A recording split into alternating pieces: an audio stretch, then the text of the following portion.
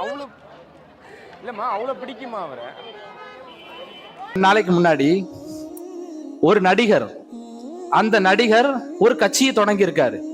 கட்சியை தொடங்கி மகாபலிபுரத்துல இஃப்தார் நிகழ்வு அப்படின்னு ஒண்ணு ஏற்பாடு பண்ணாரு.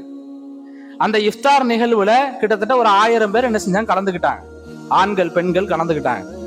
அப்போ பேட்டி எடுக்கக்கூடியவங்க பிரஸ் எல்லாம் வந்து ஒரு முஸ்லீம் பெண்கிட்ட வந்து பேட்டி எடுக்கிறாங்க. பேட்டி எடுக்கும் போது சால் போட்டிருக்கு, பர்தா போட்டிருக்கு, கை குழந்தைய வச்சுக்கிட்டு எங்க அண்ணனை நான் பார்க்கலையேன்னு அழுகுது. என்ன, எங்க அண்ணனை, அந்த நடிகரை நான் பார்க்க முடியலையே அப்படின்னு அழுகுது. ஈமானுடைய பலகீனத்தை பாருங்க, முஸ்லிம் பெண்களுடைய ஈமான் பலகீனத்தை பாருங்க. எந்த உம்மத்து நம்ம ஒரு நடிகனுக்காக வேண்டி, ஒரு அரசியல் கட்சி தலைவரை பார்க்கவில்லை என்பதற்காக வேண்டி அழுகிறமே? இது கேவலமா இல்ல? இது அசிங்கமா இல்ல? ஒரு பெண்ணுக்கு ஹீரோயின் யார்? ஃபாத்திமா ரலியல்லாஹு அன்ஹா. நமக்கெல்லாம் முன்மாதிரி யார்? அல்லாஹ்வுடைய தூதர் ஸல்லல்லாஹு அலைஹி வஸல்லம் அவங்க.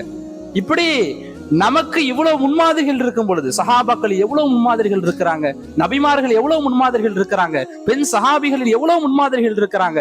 அதெல்லாம் விட்டுட்டு ஒரு நடிகனுக்காக வேண்டி, ஒரு அரசியல் கட்சி தலைவருக்காக வேண்டி நான் அவனை பார்க்கலையே, எங்க அண்ணாவை பார்க்கலையே அழுகுறமே, எவ்வளவு கேவலமான ஒரு அசிங்கமான ஒரு விஷயம். காரணம் ஈமானில் இருக்கக்கூடிய பலகீனம். அந்த அளவுக்கு தான் அவங்களுடைய ஈமான் இருக்குது.